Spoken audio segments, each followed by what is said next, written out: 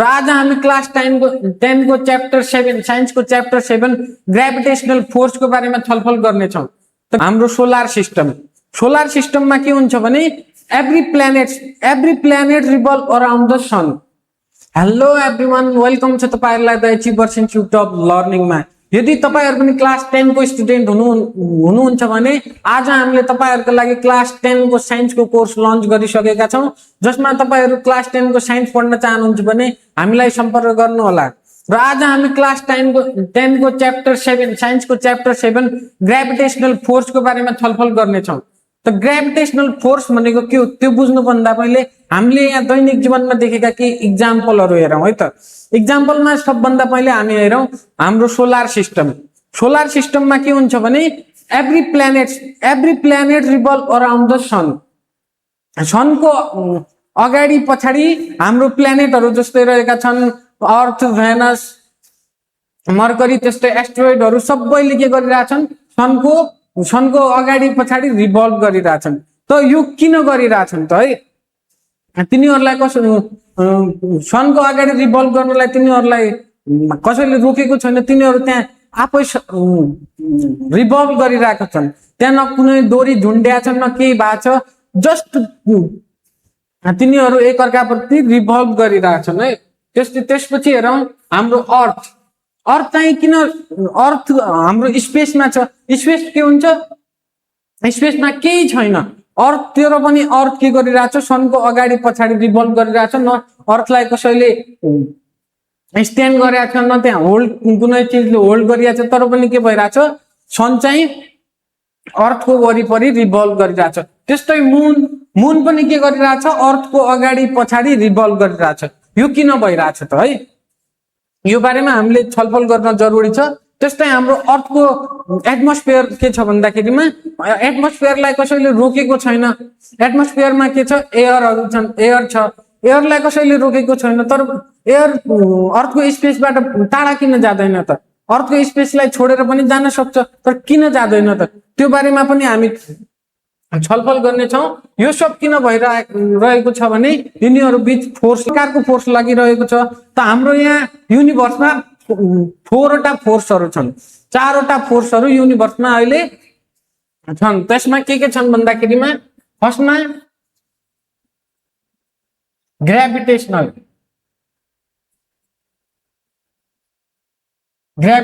Force, सेकेन्डमा हाम्रो रहेको छ इलेक्ट्रोम्याग्नेटिक फोर्स।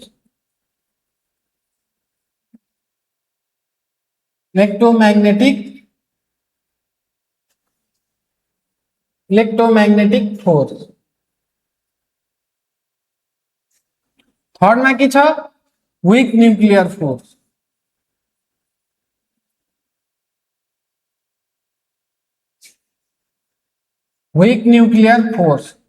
त्यस्तै हाम्रो फोर्थमा स्ट्रङ न्यूक्लियर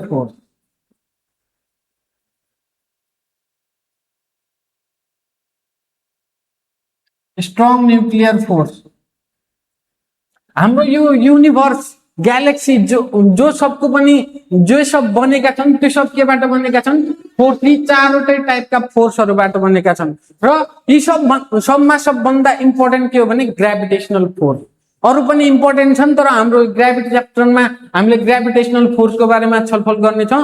र आज हामी ग्रेभिटेशनल फोर्सको बारेमा छलफल गरौँ। त्यसपछि बाँकी चाहिँ हामी आउने फर्दर क्लासेसहरुमा डिस्कस गर्ने नै छौं। त ग्रेभिटेशनल फोर्स भनेको के हो है त?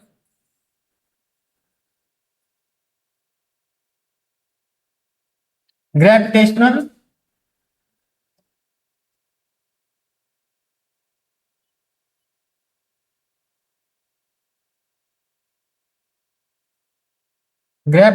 फोर्स। पहिला हामी यसको डेफिनेसनबाट बुझौं है। डेफिनेसनले के भन्छ? The force of attraction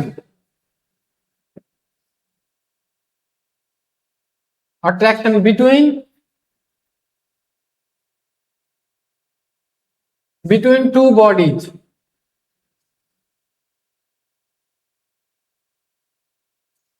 The force of attraction between two bodies due to their masses.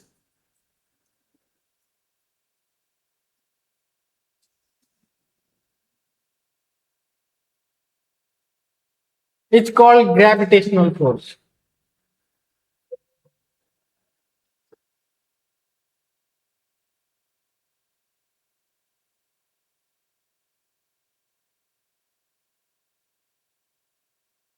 It's called gravitational force.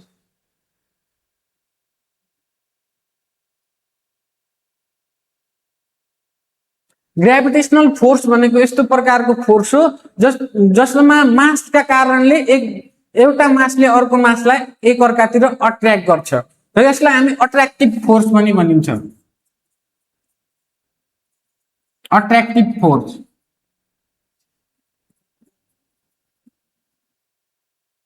due to their masses they attract each other, that's why this force is called attractive force. यसलाई हामी mutual force पनि भनिन्छ भन्न सक्छौं है mutual force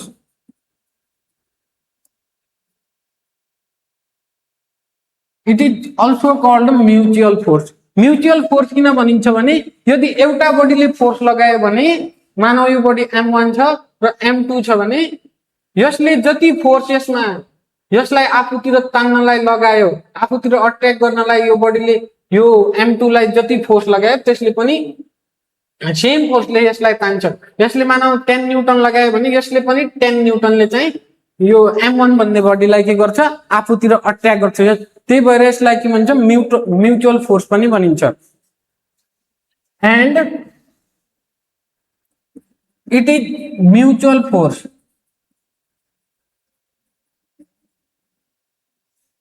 and force of attraction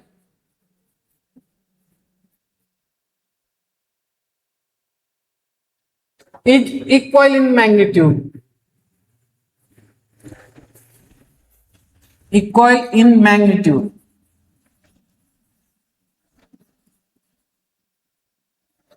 but opposite in direction opposite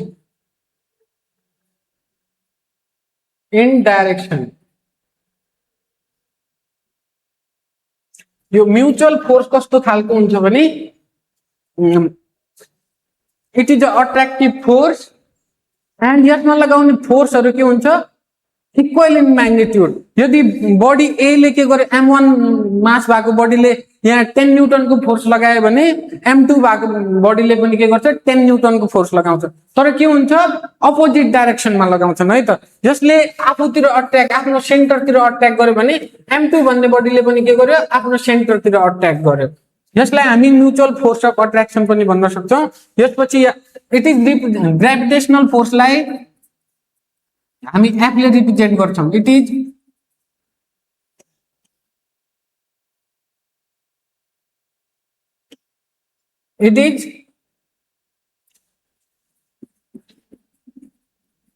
represented by F and its SI unit is Newton.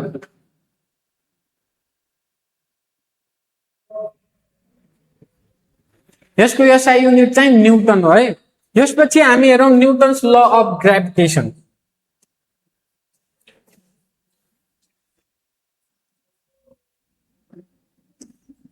Newton's law of gravitation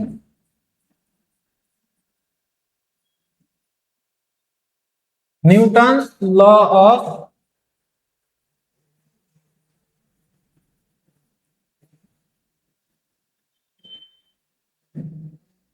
न्यूटनले आफ्नो ल दिएका छन् जसमा टु बडीज र टु बडीज र तिनीहरुको मास एन्ड डिस्टेन्स बिट्विन को रिलेसनमा एउटा ल दिएका छन् त्यो ललाई हामी पहिला स्टेटमेन्टबाट बुझौं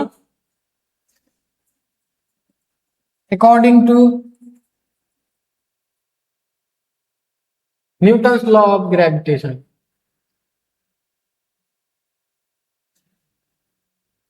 law of gravitation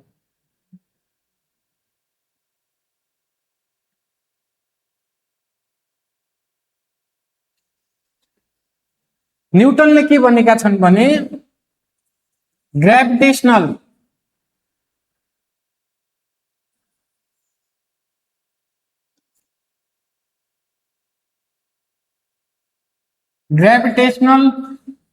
force between two bodies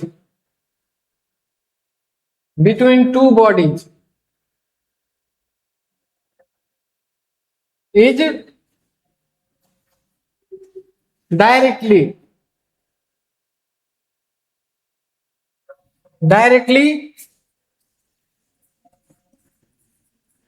directly proportional to the product of their masses.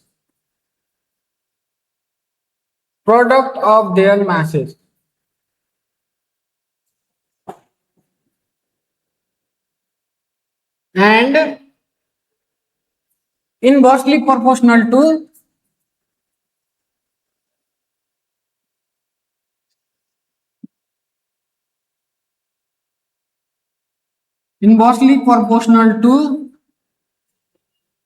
square of the distance between their centers.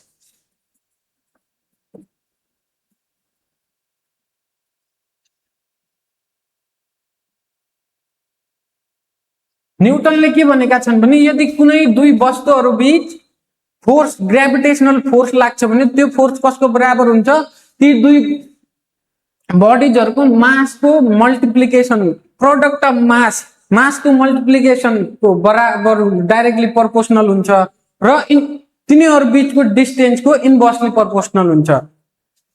हामी म्याथमेटिकली लेख्दाखेरि न्यूटनले के भन्यो भने F is directly proportional to m1 m2 and second मा के भने F is inversely proportional to 1 by r square। यहाँ मानौ है त हामी ल यो एउटा मास छ एउटा बडी छ त्यो जसको मास m1 छ त्यस्तै अर्को छ अर्को मास छ जसको बडी छ जसको मास m2 छ र यिनीहरु बीचको डिस्टेन्स फ्रम देयर सेन्टर्स कति छ r छ। त न्यूटनले के भन्यो भने यदि यिनी दुई मास बडीहरु बीच ग्रेभिटेशनल फोर्स लाग्यो भने त्यो फोर्स चाहिँ m1 * m2 को डाइरेक्टली प्रोपोर्शनल हुन्छ र यो डिस्टेन्स को के हुन्छ इन्भर्सली प्रोपोर्शनल हुन्छ है। यसपछि हामी यसलाई इक्वेसन 1 मानौ अनि यसलाई इक्वेसन 2।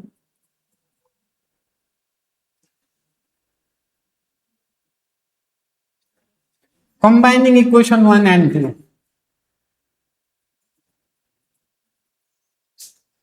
equation 1 and 2 तो हाम्रो के भयो F is directly proportional to m1 m2 upon r square and inversely proportional to distance between them। यदि हामीले यो डाइरेक्टली प्रोपोर्शनल लाई हामीले हटाउनु पर्यो भने हामीले यहाँ कन्स्टेन्ट राख्नु पर्छ जसलाई हामी ग्रेभिटेशनल कन्स्टेन्ट भन्छौं and gravitational constant is represented by g। हामी यहाँ के गरौँ भने कन्स्टेन्ट राखौं है F is equals to g m1 m2 by r square where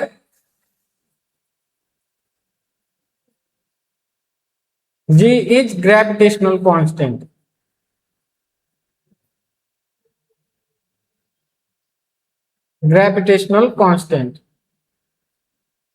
and its value is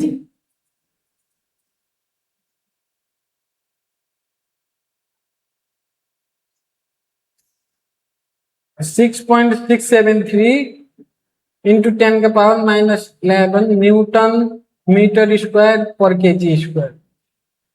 यो चाहिँ ग्रेभिटेशनल कन्स्टेन्ट को एसआई युनिट भयो है Newton metre square per KG square.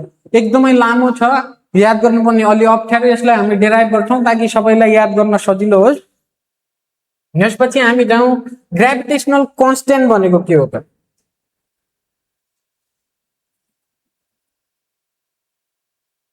gravitational constant.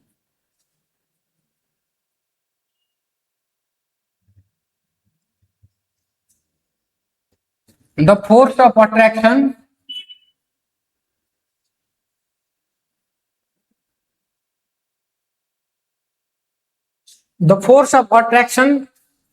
between two unit masses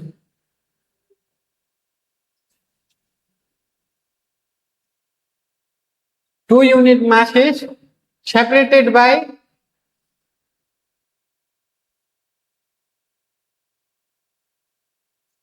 a unit distance.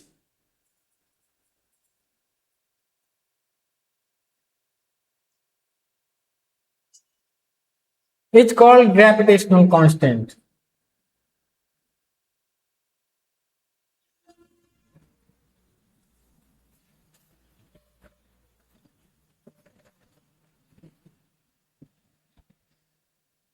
It's called gravitational constant. Gravitational constant भनेको के हो? If m1 and m2 equals to 1 kg and distance between m1 and m2 is distance equals to 1 meter. तो यस्तो केसमा लाग्ने जुन gravitational force छ त्यसलाई हामी ग्रेभिटेशनल कन्स्टेन्ट भन्छौं है त। यसपछि हामी जाउँ its SI unit is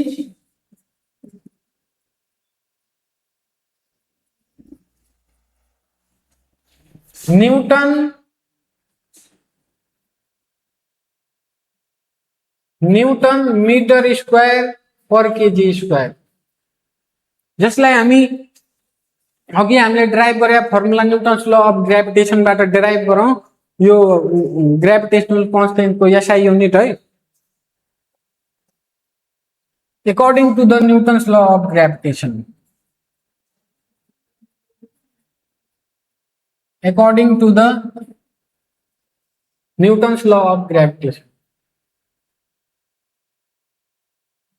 Newton's law of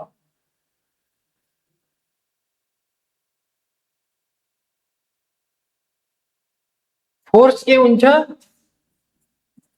force is equals to G m1 m2 by r square. R square है जसमा हामीले जी को भ्यालु पत्ता लगाउनु भने यसलाई क्याल्कुलेट गरौं F R square equals to G m1 m2 भयो। हामीले जी लाई एक्लो राख्नु पर्यो भनेपछि F R square m1 m2 equals to G. अब यसमा हामी एसआई युनिटहरु पुट गरौं जसले हामीलाई जी को भ्यालु दिन्छ। हामीले फोर्स को एसआई युनिट पढेका छौं जसमा फोर्सलाई न्यूटनले रिप्रेजेन्ट गरिन्छ। एसआई युनिट भनेको फोर्स को न्यूटन हो। डिस्टेन्स भनेको के हो? डिस्टेन्सलाई हामी मिटरमा मेजर गर्छौं जसलाई यहाँ आर भनेको डिस्टेन्स हो भनेपछि मिटर स्क्वायर भइहाल्यो। त्यसपछि m1 र m2 भनेको के हुन्? मासेस हुन्। मासेसलाई हामी केजी मा मासेसको एसआई युनिट केजी हो। त यहाँ केजी इन्टु केजी त हाम्रो यो भइहाल्यो mm square by KG square. त हाम्रो जी को भ्यालु के भयो? G equals to newton metre square per KG square. यो भयो हाम्रो ग्रेभिटेशनल कांस्टेंट को एसआई युनिट। अब जाउँ हामी रिलेसनहरुमा। यदि दुई वस्तुहरुको बीचको डिस्टेन्स बढी भयो भने त्यसले फोर्समा के अफेक्ट पर्छ? डिस्टेन्स कम भयो भने फोर्समा के अफेक्ट गर्छ? त्यस्तै गरी तिनीहरुको मास बढी भयो भने चाहिँ फोर्समा कस्तो अफेक्ट पर्छ त्यो बारेमा हामी छलफल गरौँ है त।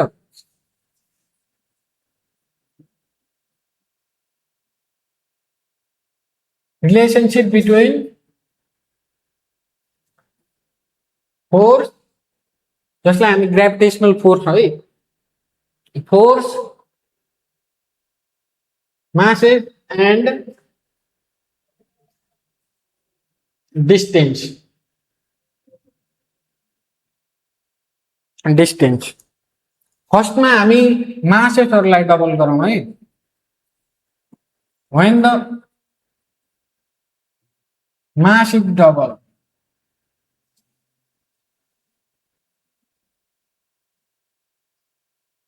लेट हामी पहिला सपोज गरौँ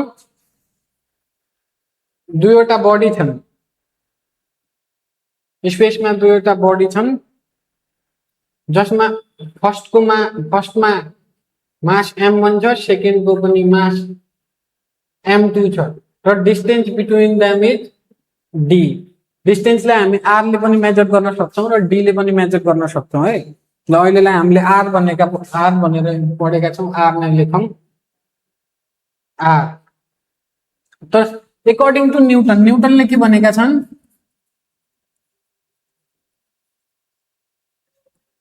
according to Newton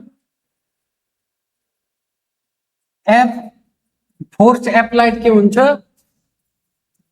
gm1 m2 by r square हामीले के भनेको छौं मास इज डबल यदि दुवै बडीहरुको मासलाई डबल गर्ने हो भने यो फोर्समा के इफेक्ट आउँछ है त when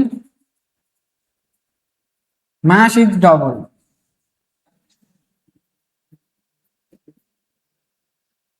मास डबल गरिसकेको पछिको फोर्सलाई हामी f डैश ले डिफाइन गरौँ f dash equals to g double भनेको के हो 2 ले मल्टिप्लाई गर्नु हो 2m1 into 2m2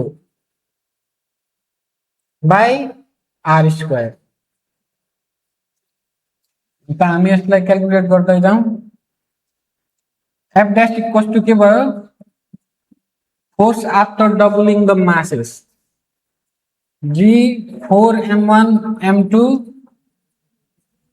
by r square यो 4 लाई अगाडि ल्यायौं भने f dash equals to g 4 लाई अगाडि ल्यायौं भने 4gm1 m2 by r square gm1 m2 by r square भने के हो f हो त f equals to f dash equals to 4f यदि हामीले दुई वस्तुहरुको बीचको डिस्टेन्सलाई सेम राख्यौं र तिनीहरुको मासलाई डबल गर्यौं भने ग्रेभिटेशनल फोर्स कस्तो हुन्छ 4 ले मल्टिप्लाई हुन्छ फर्स्ट फोर्स भन्दा त्यो डबल मासेस डबल गरेको फोर्स के हुन्छ 4 टाइम्स बढी हुन्छ है त यसपछि जाउँ हामी सेकेन्ड केसमा when distance is double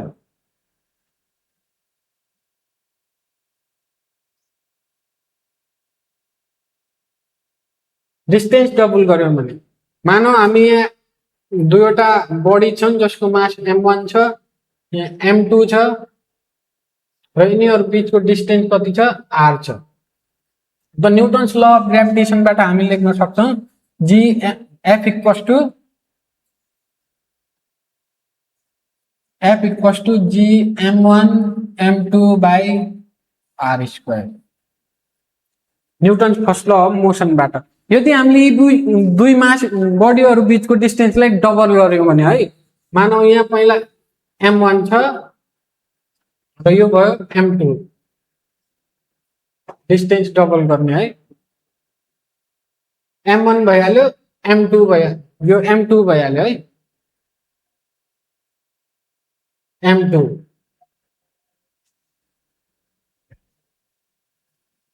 m2 पहिला यिनीहरु बीचको डिस्टेन्स कति थियो r थियो तर अहिले कति भयो 2r हामीले डिस्टेन्स डबल गर्यौं भने के भयो हामी त्यो हेरौं है त now when distance is double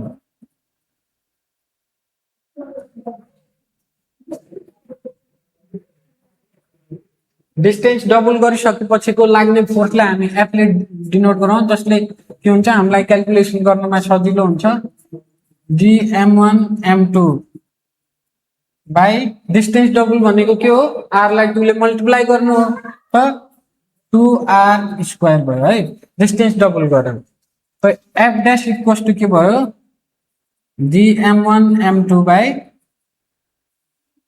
4r²। र हामी यसलाई अझै झन् क्याल्कुलेसन गरौँ बढी, जसले हामीलाई सजिलो होस्। f dash इक्वल्स टु 1/4 लेख्न सक्छौँ है हामी, gm1 m2/r²। gm1 m2/r² भनेको के हो, फोर्स हो। f dash equals to 1/4 of f। त यदि हामीले दुई बडीहरु बीचको डिस्टेन्सलाई डबल गर्यौं भने त्यहाँ लाग्ने ग्रेभिटेशनल फोर्स के हुन्छ, 1/4 ले घट्छ है। हामीले यो रिलेसनबाट निकाल्यौं। त्यसपछि हामी अर्को केसमा जाउँ है, थर्ड केसमा। when the distance is half,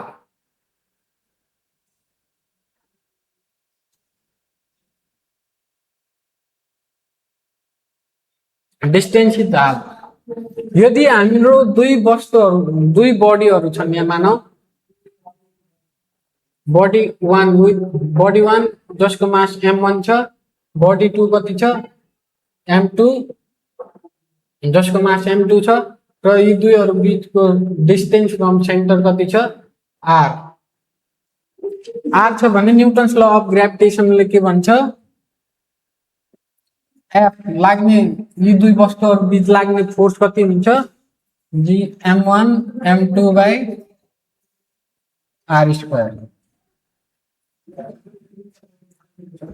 when, यसपछि जाउँ हामी, when distance is half,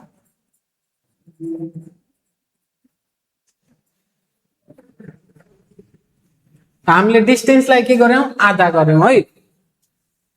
यो छ मास m1, यो m2 भयो। यिनीहरु बीचको डिस्टेन्स के भयो, r/2 भयो। त ग्रेभिटेशनल फोर्समा डिस्टेन्स हाफ गर्यो भने के इफेक्ट पर्छ त, f dash लेखौं gm1 m2/r²। र r को भ्यालु कति छ, gm1 m2/ डिस्टेन्सलाई हामीले हाफ गर्यौं, होल का स्क्वायर हुन्छ है। त हाम्रो यहाँ के भयो, f dash equals to gm1 m2/r²/4। यो 4 माथि आएर के हुन्छ, 4 माथि आएर के भयो, f dash equals to 4 times gm1 m2/r²।